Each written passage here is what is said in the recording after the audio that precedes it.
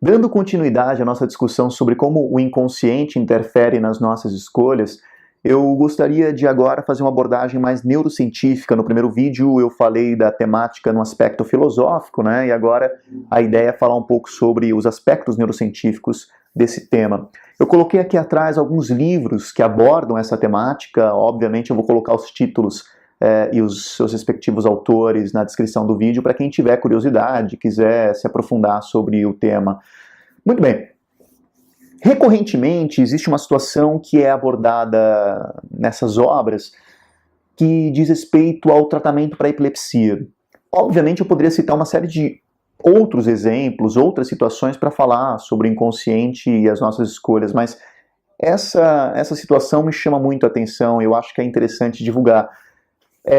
Até a década de 70, meados da década de 80, o tratamento para epilepsia era basicamente feito com cirurgia. Existia medicação, mas ela nem sempre tinha resultados bons, né? E era padrão uma pessoa com epilepsia grave sofrer uma cirurgia de retirada do corpo caloso. O que é o corpo caloso? É um conjunto de fibras que conecta o hemisfério esquerdo com o hemisfério direito do nosso cérebro, né? E a retirada do corpo caloso, a princípio, fazia com que as crises epiléticas praticamente zerassem. Então, talvez você saiba que a epilepsia ela é decorrente de uma superativação de determinados circuitos cerebrais, né? Quando uma pessoa acaba tendo uma ativação mais intensa do que deveria de determinados circuitos, a consequência disso é uma convulsão epilética. E a retirada do corpo caloso praticamente zerava as convulsões. E aparentemente ela também não manifestava, o procedimento, né, não manifestava nenhuma alteração de comportamento ou psíquica no paciente. Então ele mantinha as suas capacidades cognitivas e linguísticas, suas memórias, seus processamentos afetivos, emocionais, enfim. Aparentemente o paciente não tinha nenhum dano psíquico com a retirada do corpo caloso. No entanto, após algumas semanas do procedimento, era comum que você começasse a flagrar comportamentos estranhos nesses pacientes. Dentre os comportamentos estranhos, né, o livro do Eric Kandel, Princípios de Neurociência, cita dois que são bem curiosos. O primeiro ocorre quando um médico oferece biscoito para o paciente. Ele pergunta, você quer biscoito? O paciente diz sim. Né? E na hora que o médico estende a mão para dar o biscoito, a mão esquerda do paciente tenta pegar o biscoito, mas a mão direita impede, segura. Então existe um confronto entre as duas mãos. Né?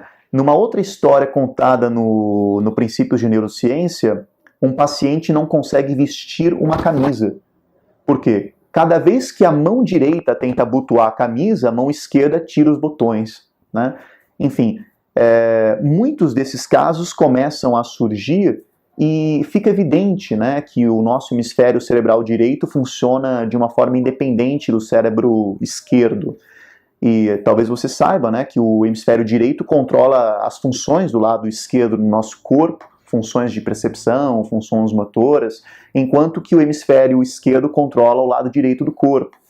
E como nós temos um corpo caloso, em geral o nosso comportamento é uma média de todo o processo que acontece nos dois hemisférios. Então a gente manifesta um comportamento médio, então não exteriorizamos o conflito entre os dois hemisférios. Os pacientes que tiveram a retirada do corpo caloso não têm a possibilidade de um diálogo, né, entre os dois hemisférios, então eles acabam exteriorizando esse confronto dentre os processamentos dos hemisférios direito e esquerdo. Por que eu estou falando sobre isso e por que isso tem a ver com o inconsciente interferindo nas nossas escolhas? Eu vou citar aqui uma pesquisa que foi feita por um neurocientista chamado Michael Gazzaniga. A pesquisa do Gazzaniga ela foi feita somente com pacientes que sofreram a retirada do corpo caloso. Né? E ele queria avaliar as mudanças de comportamento nesses pacientes e a forma como os hemisférios processavam as informações, e existe um experimento específico que é citado em praticamente todas as obras de divulgação de neurociência, que é o experimento com o paciente WJ. O experimento com WJ é montado da seguinte forma: são mostrados figuras e textos para os olhos do WJ, né? Lembrando que ele não tem um corpo caloso e tudo que é mostrado no olho esquerdo é processado no hemisfério direito. O que é mostrado no olho direito é processado no hemisfério esquerdo. Vale a pena lembrar aqui, caso você não saiba, né? O hemisfério direito ele é responsável por processar as informações espaciais, informações estéticas, né? Enquanto que o hemisfério esquerdo processa as informações lógicas, linguísticas. Hoje, a maior parte das pesquisas em neurociência mostram que não dá para você bater o martelo e dizer que o hemisfério esquerdo é lógico-linguístico somente, né? Quer dizer, existem muitas informações estéticas que são processadas no lado esquerdo, assim como o hemisfério direito não é também 100% estético, artístico, né? Existem muitas informações lógicas, linguísticas que são processadas no lado direito. Inclusive, esse experimento do WJ mostra algo assim, né? Enfim, qual que é a ideia do Gazzaniga? Ele já sabia que se ele mostrasse textos para o olho esquerdo, esses textos teriam dificuldade para serem decodificados, processados e percebidos pelo hemisfério direito, porque o hemisfério direito é predominantemente estético, artístico, espacial, né? Então ele não tem recursos do sistema nervoso para fazer a decodificação da linguagem, né? De uma forma bem grosseira, o Gazzaniga presumia que o hemisfério direito era analfabeto. Então, se ele mostrasse uma palavra, o paciente não teria condições de perceber direito o que estava ali. Muito bem. No teste, de fato, ele mostra uma palavra. A palavra é maçã. E o paciente tem um controle. Toda vez que aparece uma imagem e ele percebe a presença da imagem, ele tem que apertar o controle, né? A palavra maçã surge no olho esquerdo e o paciente WJ não aperta o controle. E isso leva o Gazzaniga à conclusão de que o paciente não está percebendo a presença da palavra, né? Porque se ele visse um borrão, se ele visse qualquer coisa, mesmo que ele não entendesse o que ele está vendo, ele tinha que apertar o botão. O fato de ele não apertar o botão sugeria que ele não percebia a presença da palavra, embora ele estivesse vendo. Eu vou repetir isso. Ele não percebia a presença da palavra, embora ele estivesse vendo. E aí você me pergunta, mas como que você sabe que ele estava vendo? Calma. Após a exposição da palavra maçã, o Gazzaniga entrega uma caneta na mão do paciente WJ e pede para que ele desenhe qualquer coisa. A ordem é: desenhe o que vier na tua cabeça. Adivinha o que o paciente WJ desenhou? Uma maçã. Era uma evidência de que, embora ele não percebesse, ele viu a palavra maçã, né? E outra coisa, hein? Era uma evidência de que o hemisfério direito, embora não consiga processar essa informação com detalhes, de forma sofisticada, ele faz alguma leitura textual de linguagem. Afinal, a palavra maçã inspirou o desenho da maçã, né? O mais surpreendente ainda não foi isso. Eu sei que isso já é suficientemente surpreendente para nós, mas não para por aí a história, porque o Gazzaniga pergunta para o paciente: ora, por que dentre tantas opções você resolveu desenhar uma maçã? E o paciente responde: porque está mais ou menos na hora do almoço e eu tive vontade de comer torta de maçã.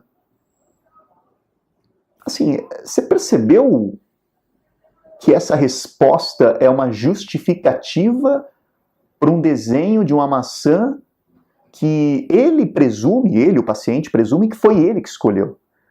O paciente WJ presume que ele deliberou desenhar uma maçã a partir da ordem desenho que vier na tua cabeça. E diante do fato de que ele tem que explicar, justificar por que a maçã foi desenhada, ele cria uma história, ele cria um discurso. E esse discurso é feito pelo cérebro para convencer a si mesmo de que foi ele que escolheu desenhar a maçã, né? Tanto é verdade que ele fala que está com fome e deu vontade de comer torta de maçã. Ele não desenhou uma torta de maçã, ele desenhou uma maçã, não uma torta de maçã, né? Quer dizer, torta de maçã veio depois. Primeiro ele olhou para a maçã e pensou: por que eu desenhei uma maçã? E aí, imediatamente, o cérebro fervorosamente cria uma justificativa discursiva para dizer, calma, calma, foi você mesmo que escolheu essa maçã. E não foi. Né? A escolha de desenhar uma maçã, logicamente, foi subliminar.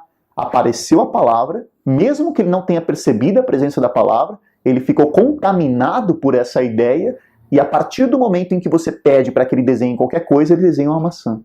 Né? É uma evidência de que, como Nietzsche disse, es denkt dem Jahr. Algo pensa em mim, e não sou eu. Uau! Muito obrigado.